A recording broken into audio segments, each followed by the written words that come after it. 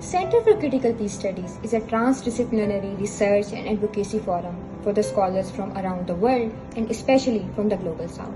In the line of critical peace studies, we welcome diverse perspectives, theoretical approaches, and methodological approaches to bring the real change on the ground. We welcome all the scholars from around the world from different domains and disciplines.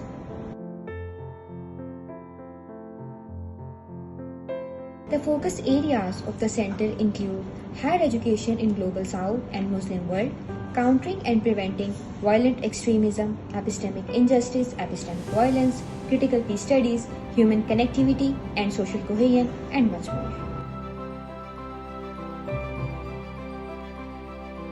Now the question arises, why critical peace studies? So the mission of Center for Critical Peace Studies is to do immanent critique, the critique that is done to reform the real world situations. So one particular real world situation the center aims to reform is the global north-centrism of peace studies. By reaching out to the problems of Global South, by highlighting the crises and by amplifying the voices of Southern scholars, the center aims to undo the epistemic hegemony of West in the field of critical peace studies, security studies, and international relations. Hence, this is called a Center for Critical Peace Studies.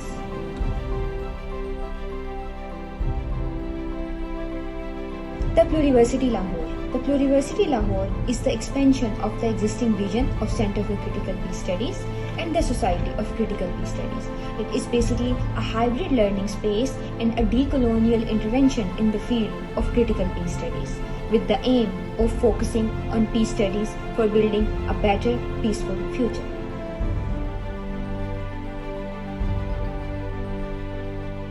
The course titled I and International Relations, an Introduction to Critical, Decolonial and Reflexive IR.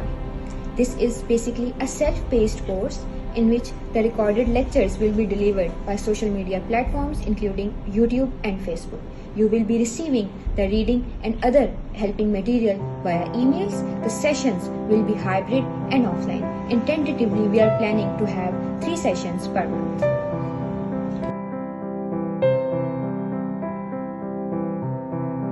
Remember, peace begins with understanding. So let's shape a peaceful future after understanding the new concepts and ideas from this course.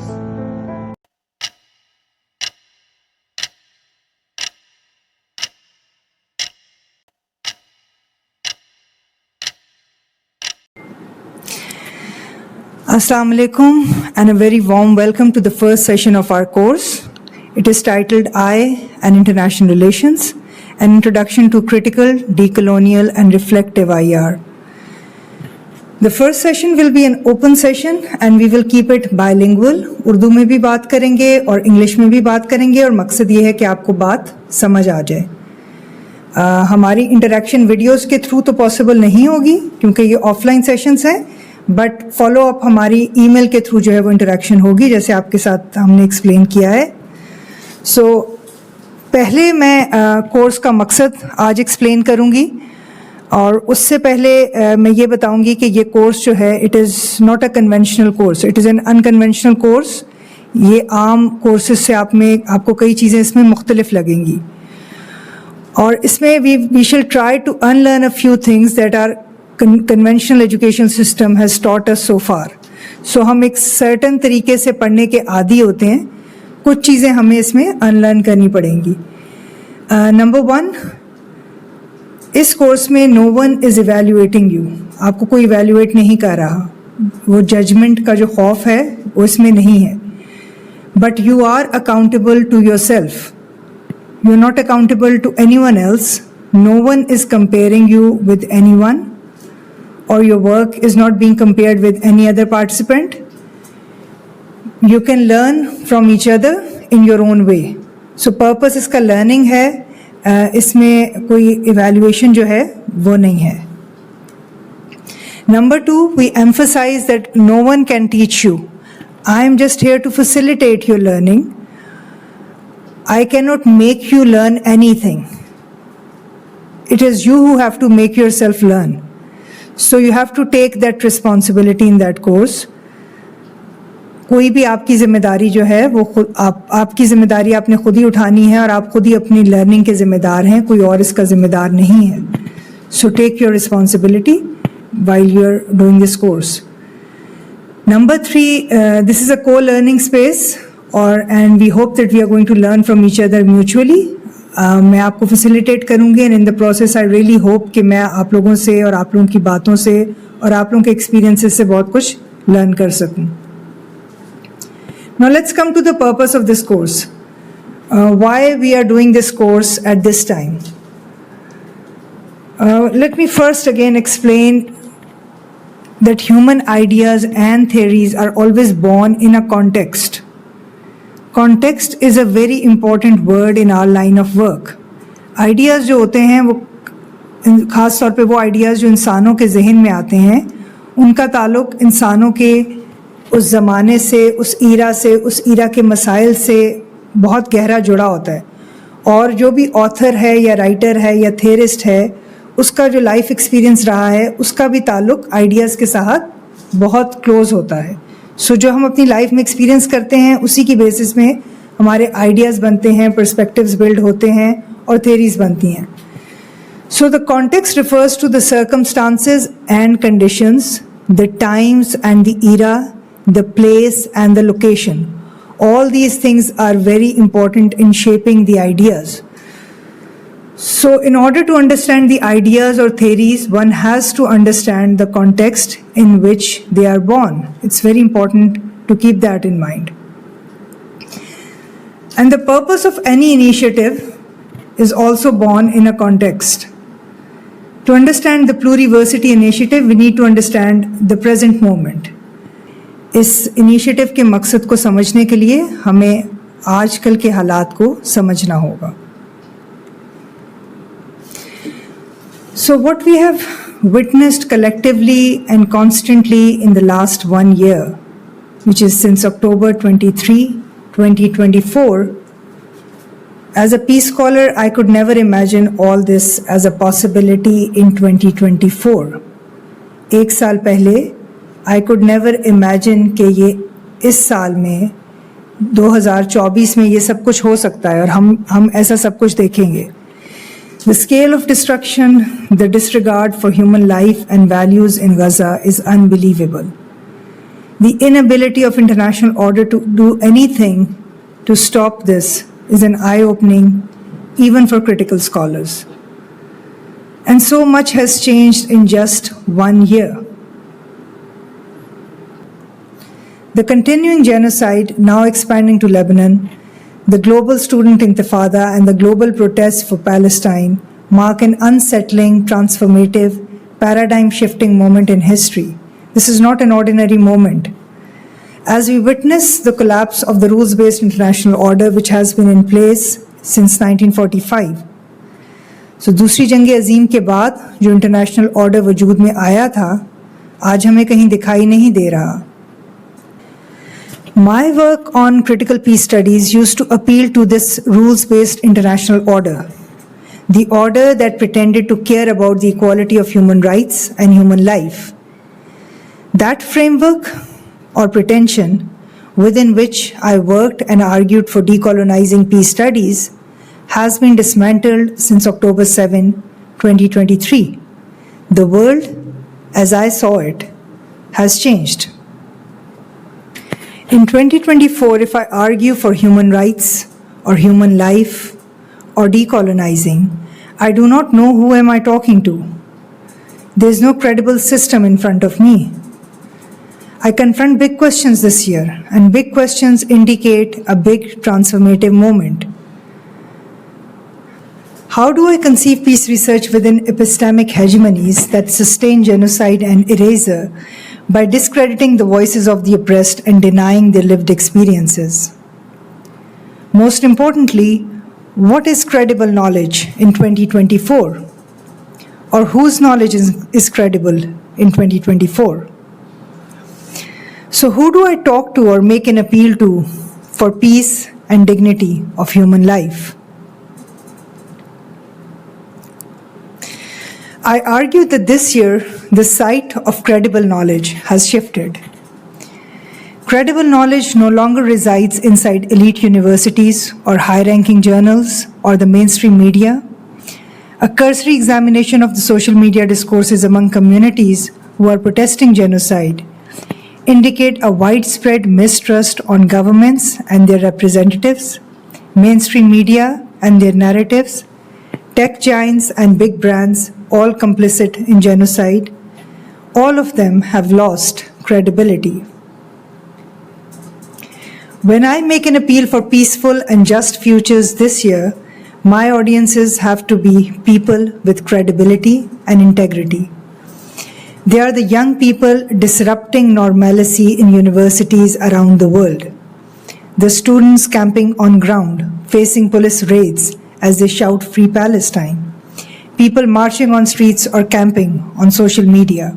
These are the people with credibility and integrity in 2024. Most importantly, my inspiration is the young Palestinian journalists who are busting dominant media narratives on Gaza as they report live from genocide while facing death, destruction, and displacement. These are the people who can be trusted to build the futures we desire. My audience and my hope in 2024 is the young generation, the Generation Z, as it leads the struggle to build better futures in one of the most traumatic times of recent history. And so with this young, promising generation, we aim to build living research communities on this forum we call the Pluriversity Lahore. Now let's come to the purpose of this course. What will this course do and why? Our purpose is to break the epistemic hegemonies that sustain genocides, to make it difficult to unsee Gaza, to unsee how it is connected to our normal habit of being in the world. Now, what is epistemic hegemony and how it is linked to genocides? This is something we need to understand. So I shall try to understand how epistemic hegemonies are connected to genocides. But your task for this week also includes finding out the meaning of hegemony and finding out the difference between hegemony and dominance. What is the difference between hegemony and dominance? Now let us try to understand the term epistemic hegemony. Epistemic hegemony refers to the domination of one view or form of knowledge and the subordination of all others. जब एक perspective या एक view या एक नुक्ता नज़र बाकी सब पर हावी हो तो इस सिचुएशन को हम एपिस्टेमिक हेजमनी का नाम देते हैं. इंटरनेशनल रिलेशंस की डोमेन में हम आम तौर पे इंटरनेशनल रिलेशंस को और जिस भी चीज़ को हम इंटरनेशनल कहते हैं we view it from the perspective of the powerful from the top. So international relations पे पावरफुल का नज़रिया या पावरफुल का पर्सपेक्टिव जो है वो हावी रहता है. पावरफुल स्टेट्स हों या ग्लोबल पावर्स हों, बहुत सारा इंटरनेशनल रिलेशंस जो है वो उन्हीं के इर्द गिर्द रहता है. उनकी बहुत क्लियर डोमिनेंस है. The hegemony of the dominant view which is the view of the powerful in international relations, it suppresses the views of the people below, the oppressed people, the marginalized people and the colonized people. इनकी आवाज़ हमें international relations में बहुत कम सुनाई देती है. Now suppression makes unseeing possible. जब आपको आवाज़ सुनाई नहीं देती तो आपको वो लोग दिखाई भी नहीं देते. Suppression makes denial possible. उन लोगों की oppression को पावरफुल लोग आसानी से डिनाई कर सकते हैं. Unseeing and denial makes erasure and genocides possible and convenient. So ये कनेक्शन हमें समझना ज़रूरी है कि एपिस्टेमिक हेजमनी और जेनोसाइड का आपस में क्या ताल्लुक है. Epistemic hegemony in the knowledge domain is maintained by regarding the knowledge from the top or the dominant knowledge as credible knowledge, while the knowledge of the oppressed is regarded as less credible if heard at all. So dominant या powerful जो नज़रिया है वो credible समझा जाता है और जो lived experiences of the oppressed से जो इल्म है, जो knowledge है, उसको less credible समझा जाता है. Gatcheny calls this difference the epistemic line.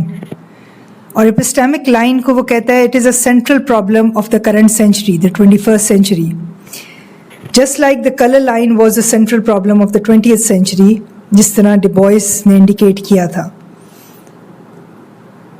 So the Palestinians have shook the world during the last year by crossing the epistemic line. Through their cameras and cell phones, they have continuously recorded and reported from ground while facing death and destruction. Through their courageous reporting, they have taken away the credibility of the dominant media. Nobody is buying what the mainstream media is saying about Palestine because they can actually see through the eyes of the Palestinians.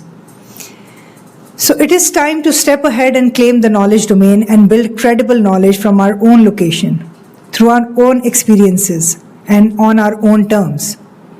This is what we intend to do through this forum.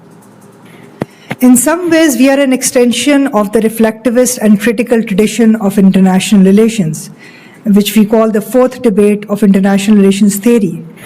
But in some other ways, we do not really care where we stand in the academic discipline to establish our credibility.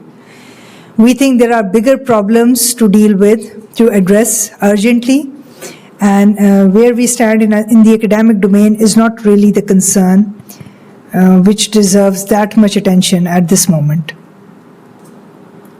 Last but not the least, what we are sharing or teaching on this forum is not something totally new or innovative. Many scholars have already written a lot on decolonial reflexive IR and social sciences. In fact, decolonial has been the buzzword in the global academic spaces for many years.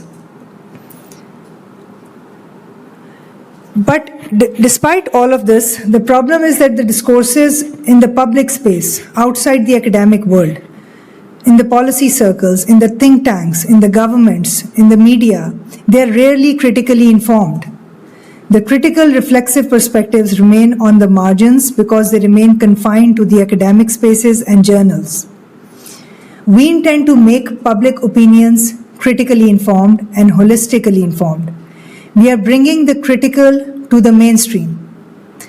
And that I can agree to be counted as our novel contribution in the context of Pakistan. Hope you have a great learning journey and a great unlearning journey with us. Thank you so much.